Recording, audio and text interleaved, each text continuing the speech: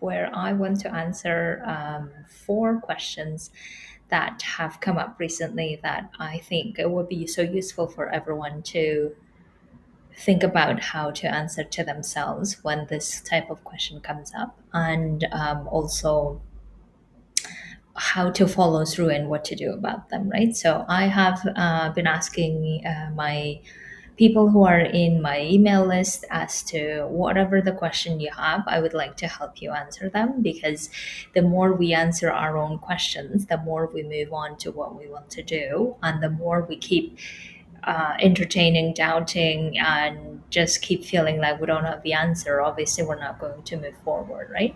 So the first question that I have from someone who recently asked me is this question is, "Hi Sal, what I want to ask you is how do you know what job opportunity to go for? How do you know it's the right one? I create this immense pressure for myself that everything could be a once in a lifetime opportunity, and that once on a path, there is no going back," right? So, what to do with that? So here is how I would like for you to think about when you put yourself under pressure, when you tell yourself there's only one right thing, there's only once in a lifetime opportunity, and you have to find the right one. What you are really doing in that moment is you are acting from fear. And the reason how we know that this is from fear is because when we consider anything from fear, we tend to go into either this or that. Either I have to do this and I have to do that, and it feels like a lot of like pressure, stressful of I can't really choose one or the other because I'm too afraid to choose for one or the other, right? So you will know. So the way that you know fear is not only through like being afraid, but also telling yourself that you don't have any other opportunities. This has to work, or what if this is the once in a lifetime opportunity, and therefore you're not going to make any decision. And the more you don't make any decision, the more you're going to continue thinking about it, while at the same time not really living your current life. And it feels even more pressure, and you keep pressuring yourself even more, and that keep telling, like the analogy would be is that you go to bed early because you tell yourself you have to wake up early in the morning and fresh, and you can't mess that up, and then you go to bed and you keep pressuring yourself to go to sleep. This happened to me, by the way, last night. You keep pressuring yourself to go to sleep and fall asleep, and you don't fall asleep, and then it's now 1 a.m. and then 2 a.m. and you're not asleep. This is what happens, right? So that's why when you are in that place where you are telling yourself that how do I know this is the which job opportunity to go for, which essentially means you're telling yourself you don't know which opportunity to go for.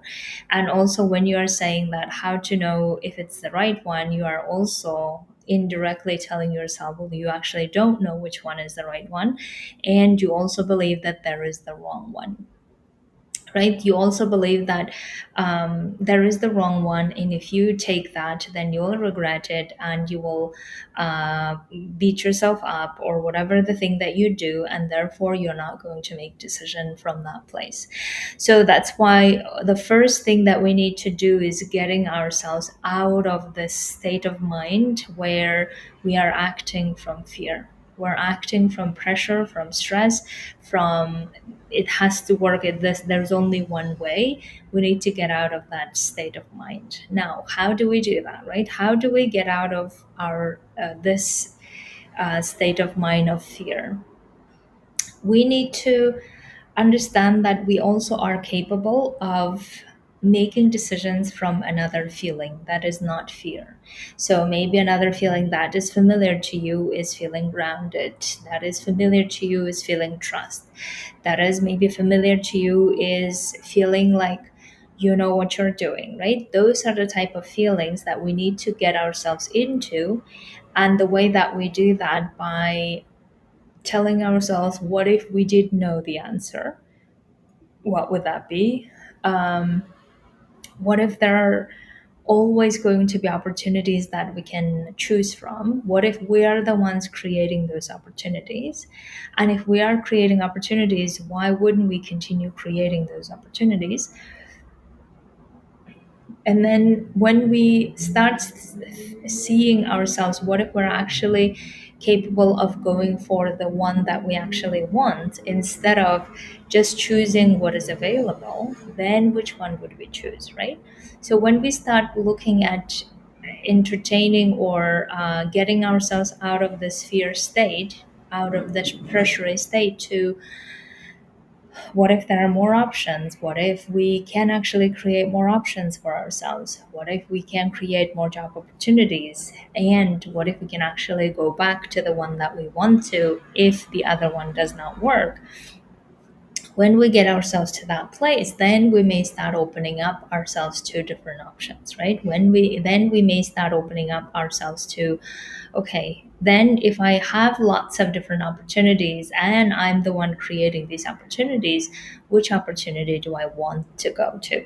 It's no longer what's right to go to, or what a job opportunity is the one that I should know is the right one, right? That's not the point, because again, you can always think about, yes, there might be the right one according to your brain in terms of, okay, this gives you stability, this gives you paying the bills and the dues, but that's not really what you want to do. Then how would you decide, right? Again, you put yourself in this very dilemma that you have started. So therefore, I always want you to go and find your feeling that feels different than the fear, that feels not pressury than the fear. So maybe, as I said, the feeling of trust is usually what I advise people to get themselves to, and then ask themselves, okay, if they were not scared about losing opportunity, right? Because it's a fear of loss, basically.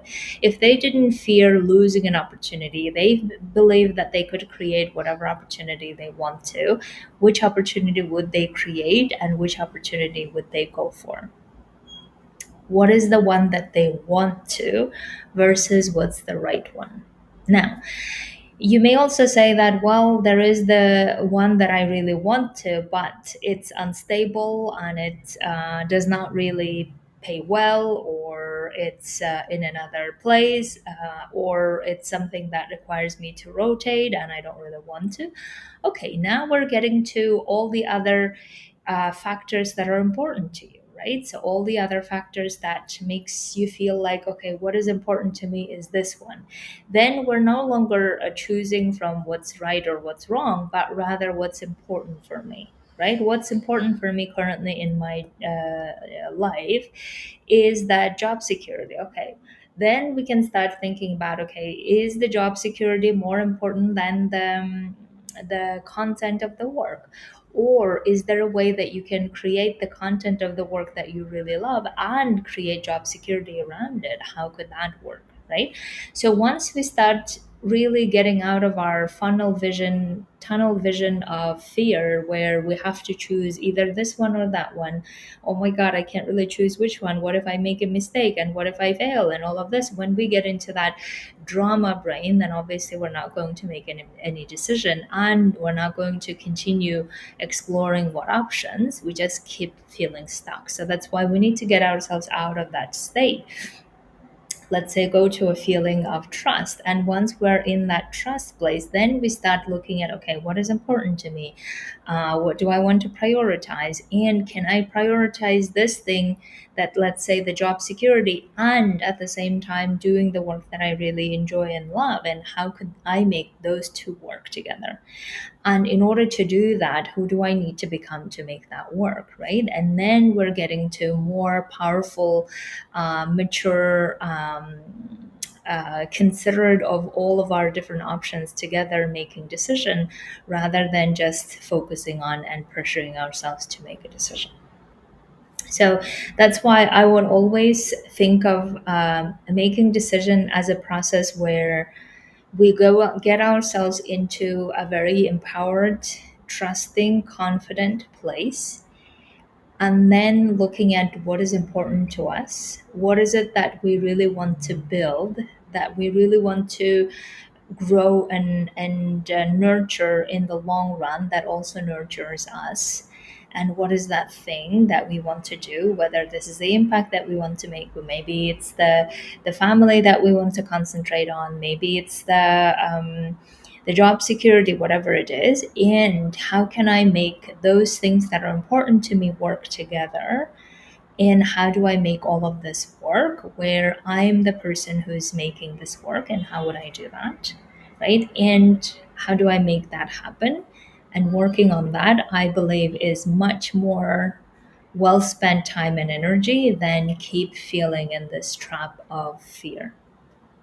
So that is the first answer to the question. I hope that it was useful for you to navigate to how to do that.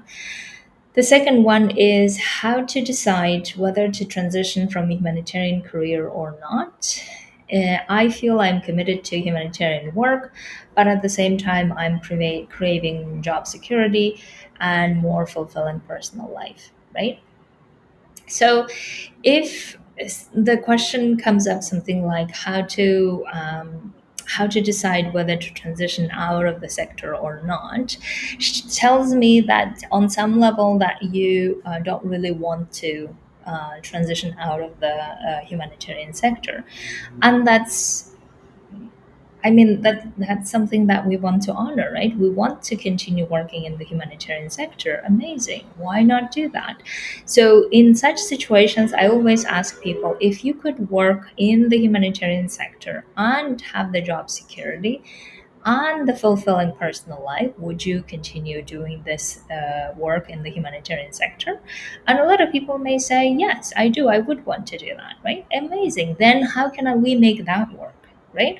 So it seems like the deep down desire is, I want to continue working in the sector, but we're also believing that the reason why I'm entertaining this idea of whether to leave it or not, because it's not giving me the job security, or it's not allowing me to have my fulfilling personal life, is probably the belief that we have.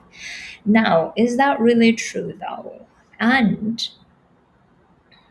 notice this, is that if we believe that the job that is not letting us do the thing that I want to, right, this thing that's not letting me to do what I want to do, then we keep feeling like a hostage to that thing. We keep feeling like that thing dominates or decides whether we can or cannot do what we want to do. Now, that is a lot of power that we're giving to that thing, to that job, to that system, to whatever it is that we're giving so much power to them. Now, when we do that, when we put ourselves in such situation, then we're going to feel like we are bound by them, like as if they have the collar of our the rope, the rope that you hold the dogs. And it feels to me like that when I'm giving the power to the external job or other things, as if like I'm giving them the robe of my collar to them, and then saying, okay, you can lead me. But that feels a lot of constraining, and it feels like I'm not really independent to choose whatever I want to do. And I don't want to be ever in such situation. I don't want to put myself in ever in such situation, right? So that's why, notice that when you are giving so much power to the external thing and believing that because of them I'm not able to get whatever I want to, then we have now put ourselves in the hostage situation. And again, when we are in hostage situation, obviously we're not going to make a decision. Obviously, we're going to continue entertaining whether I should do this, whether I should do that, because we're not really entertaining the idea that what if we could actually continue working in the humanitarian sector, maybe in a situation where we're not rotating, for instance, right? Maybe in a stable situation from that perspective. Maybe we work in a position that does not require us to rotate. Okay, that's one thing. And if we are going to be in one place, and if we have a contract that we really want to have, and then we are focusing on our personal life, would we really want that? And if that is that really an ideal situation for us?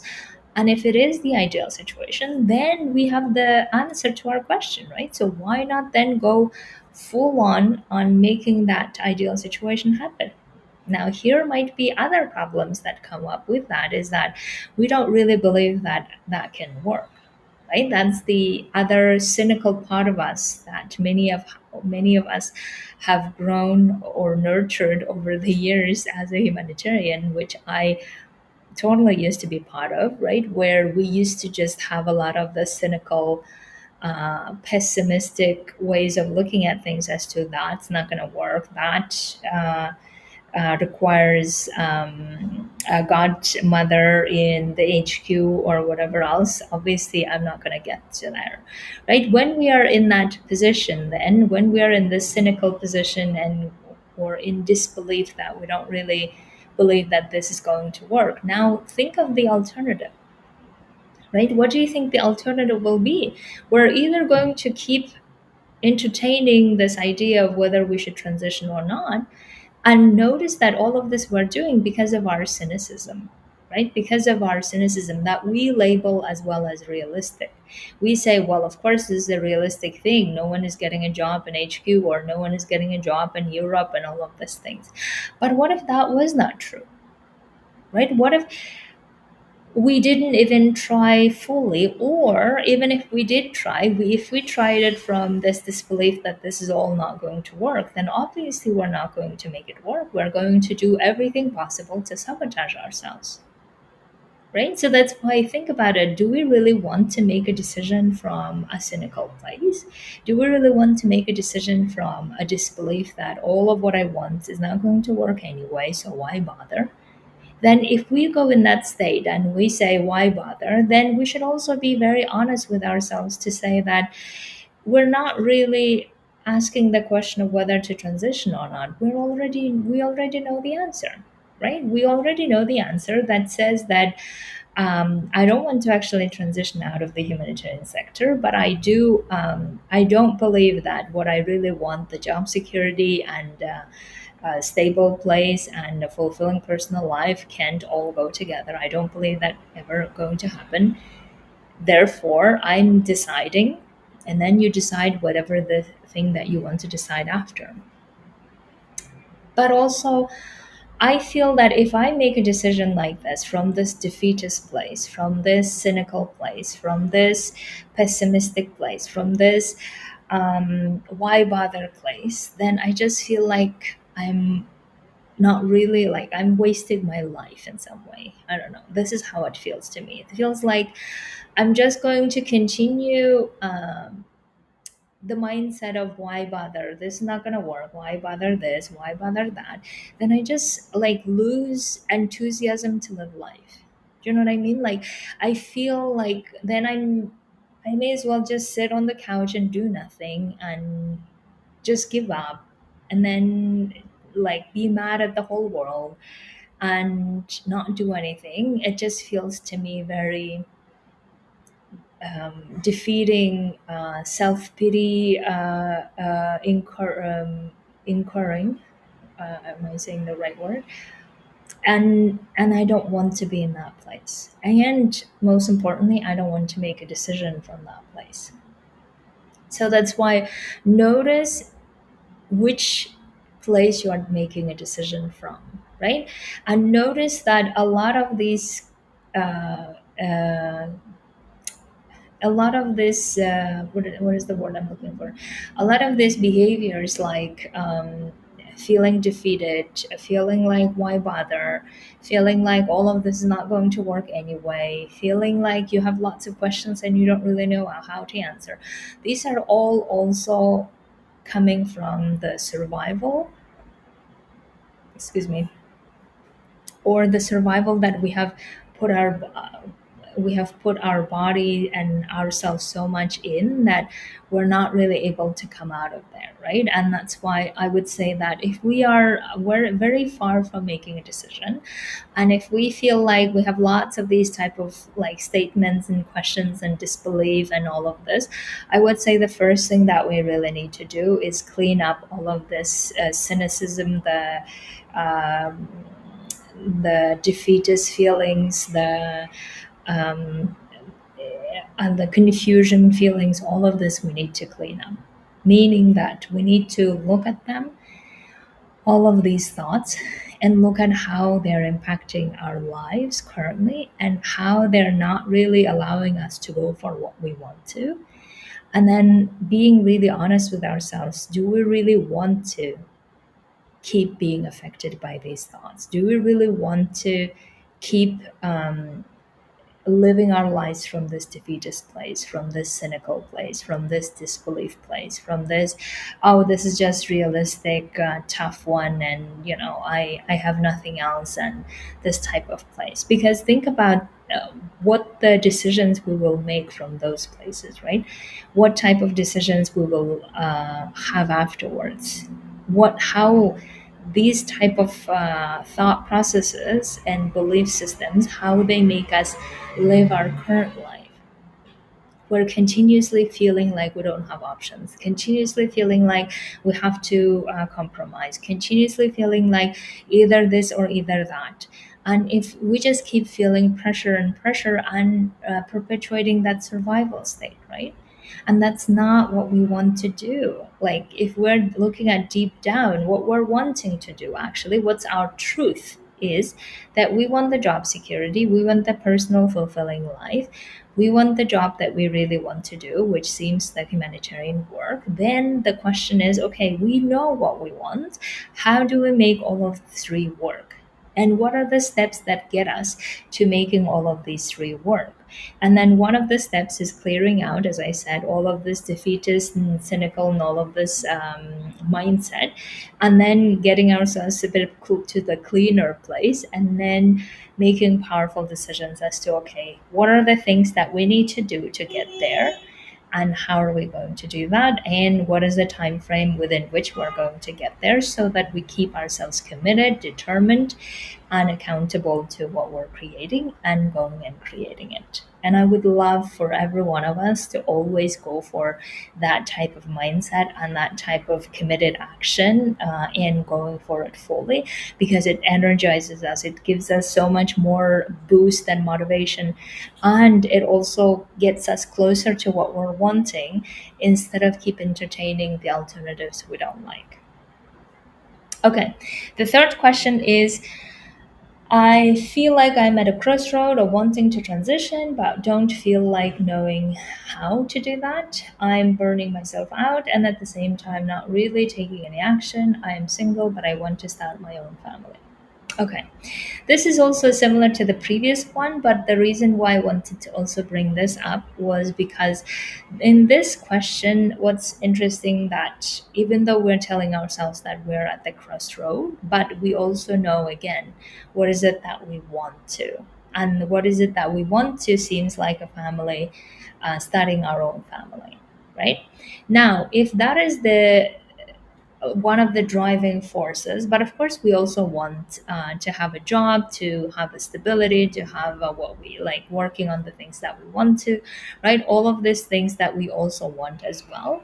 But it's also okay that we can let this desire of creating our own family to be the driving force that drives everything, and everything else that we desire come into places, right? So therefore, if we tell ourselves that, well, I don't really know how to do that, then I don't know if that would be really the useful way to start approaching it. But rather, I would approach it as, okay, what I want is like, what my heart truly wants is starting my own family. Okay, if I want to start my own family, where would I like to start my own family, right? Is it back home? Is it another country? Is it here where I'm working currently?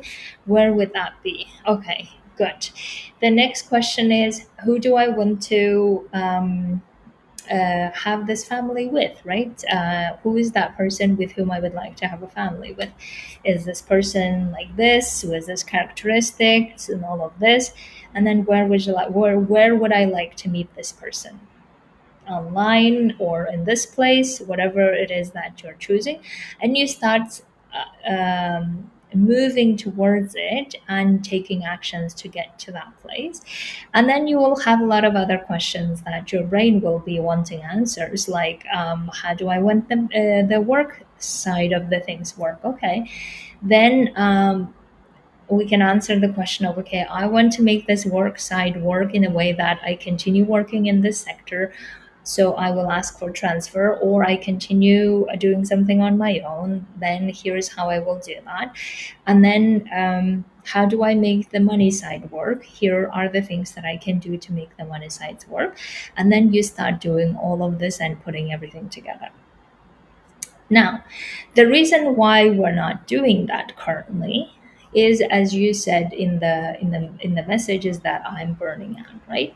Now, if we're in the burnout situation or close to it, or we just feel like we don't have the energy, we don't have the drive or whatever to go to actually doing the things that we want to, now we want to look at what is it specifically in your job currently that is causing you to feel that way, right? What is it that you believe is causing you to feel that way? And we need to address the cause of that before going to working on all of these things.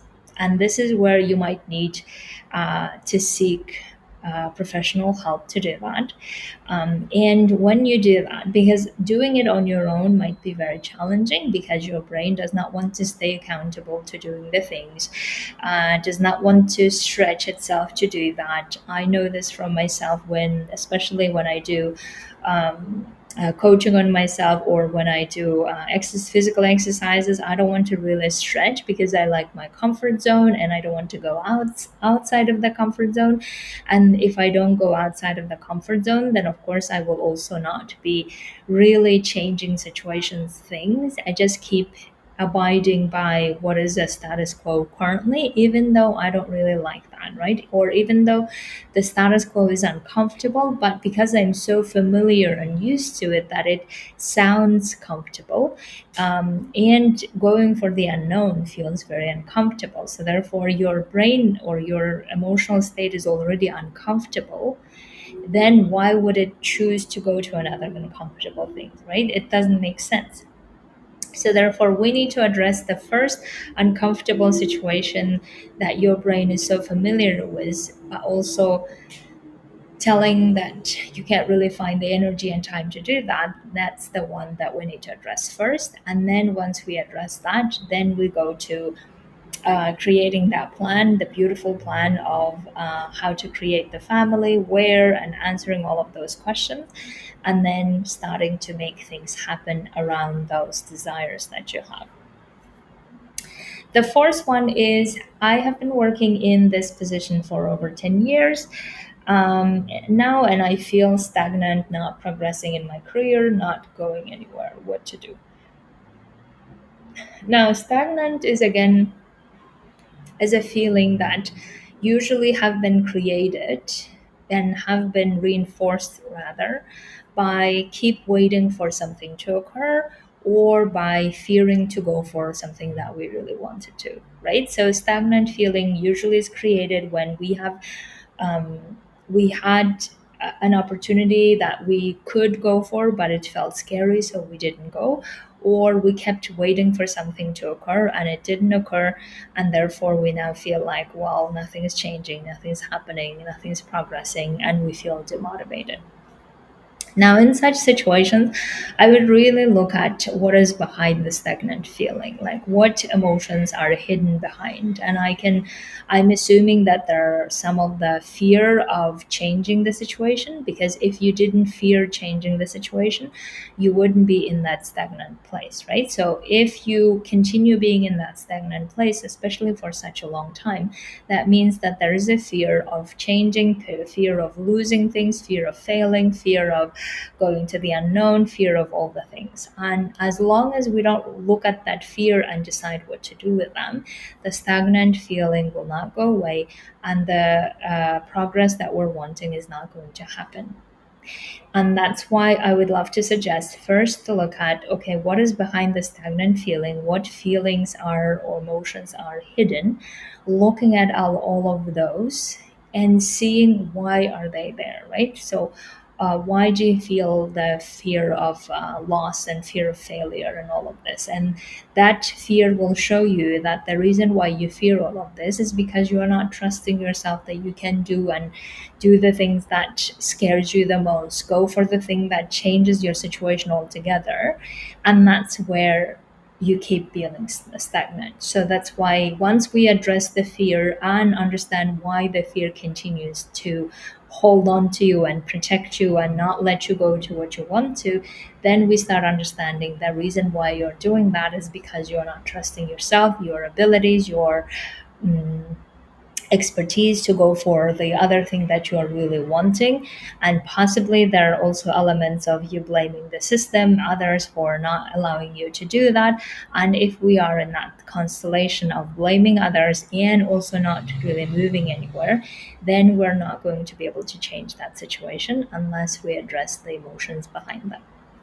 So, my dears, I would love to invite you, all of these people who are struggling or dealing with similar situations and don't really know what to do and don't not moving forward to what they want to do.